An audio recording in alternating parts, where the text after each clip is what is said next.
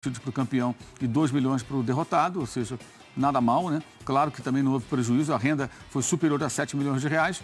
Você colocar aí patrocinadores e mais a transmissão da televisão, certamente a CBF ainda lucrou com essa brincadeira, né? Mesmo premiando as duas equipes. Não sei se fosse organizado pelos times, se eles ficariam com mais dinheiro. Aí teríamos que fazer todo o cálculo. Mas não é nada mal você fazer um jogo e ganhar 5 milhões e um troféu. E o outro time, no caso dessa vez o Atlético, foi derrotado, ainda ganha 2 milhões de reais. Então acho que é uma boa premiação para um jogo, começo da temporada. Achei que foi uma medida interessante da CBF fazer com que voltasse essa disputa.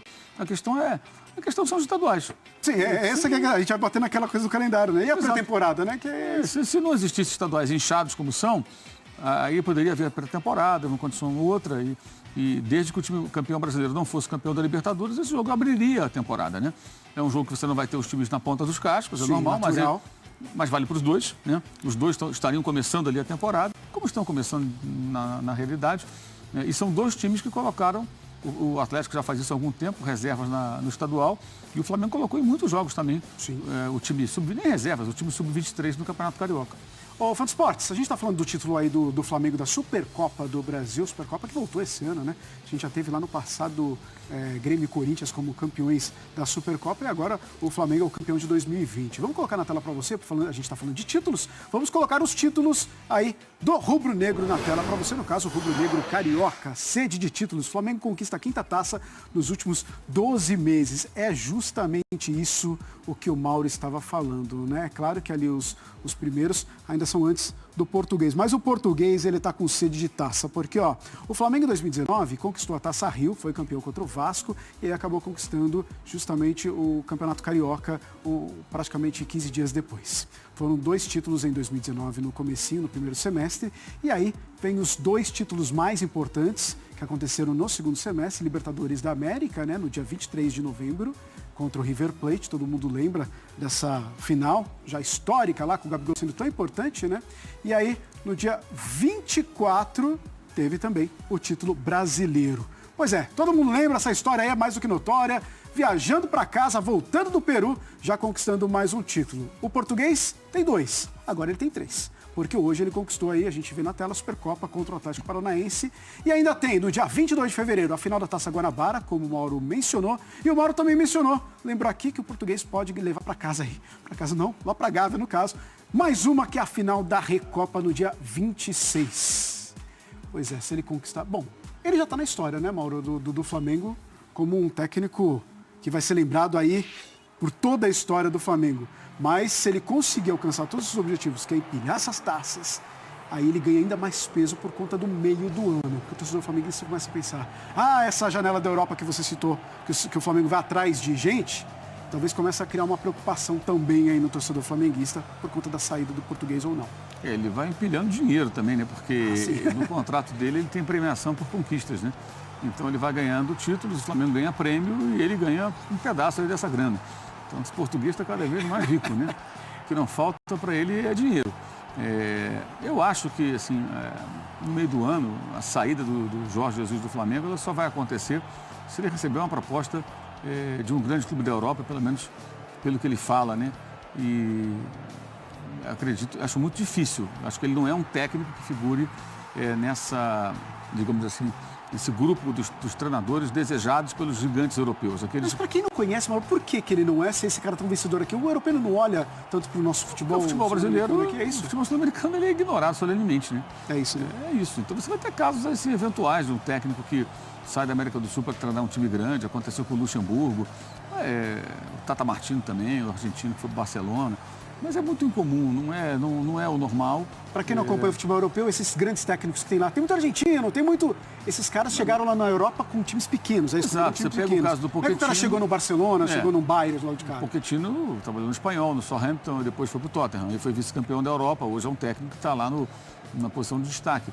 Eles fazem essa caminhada. O Jorge Jesus treinou times portugueses, né? Ele trabalhou na Arábia Saudita e tal, mas ele não conseguiu se colocar nesse nível. Tentaram encaixá-lo agora, empresários, no Everton, durante mais no final do ano passado. O nome dele foi colocado entre os nomes em pauta, entre outros técnicos, inclusive o Vitor Pereira português, né, que está na China, mas acabou sendo contratado quem? Um Carlo Ancelotti.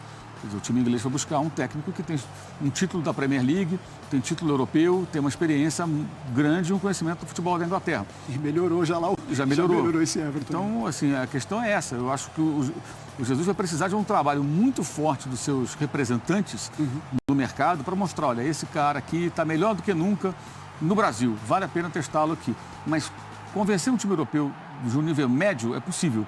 Agora, um time grande, um time que briga pelo título europeu, como ele fala, uma equipe que me dê condições de ganhar a Champions League, ele não figura nesse grupo. Então vai ter que ser um trabalho muito bom dele aqui, de convencimento de quem defende seus interesses no mercado. De chegar para esses clubes e falar, olha, o Barcelona mesmo agora, trocou de técnico. Foi buscar o Quique Setién, que estava onde? Estava no Betis na temporada passada. Um trabalho muito bom no Betis, tudo, inclusive vencendo Barcelona, Real Madrid, Atlético, com um elenco inferior. Mas um técnico espanhol e que vinha trabalhando em times menores. Sim. E hoje assumiu o Barcelona. Por que o Barcelona não pensou no Jorge Jesus? Nessa corrida, só para a gente colocar eu vou mais longe. Nem o Marcelo Galhardo. Que está aí no River, quanto tempo já. Está há mais tempo. De Libertadores vários anos. É mais jovem, está há mais tempo. Ou seja, o fato de ser mais jovem pode despertar mais curiosidade do que ele é capaz. Ele é novo, né? Então, já ganhou. Fez 3 finais de Libertadores, ganhou 2. Já ganhou Sul-Americana, deverá ser campeão argentino nas próximas rodadas, em poucas semanas. Já ganhou 11 títulos com o River Plate, inclusive títulos internacionais, como eu citei. E vira e mexe e fala, não, o Galhardo vai para a Europa. Não foi ainda. Disposição que trabalha aqui na América do Sul, ele é talvez o nome que tem mais disposição, né? Então, isso evidencia o quê? O futebol sul-americano ele não é olhado pelos europeus. Mas eles são metidos à besta. Talvez sejam, mas a gente também não olha para o futebol africano. Não olha. A gente também não olha para o futebol dos países vizinhos aqui com muita atenção. Nem o campeonato argentino desperta muito interesse na imprensa brasileira e no torcedor brasileiro. É um interesse relativo, pequeno até.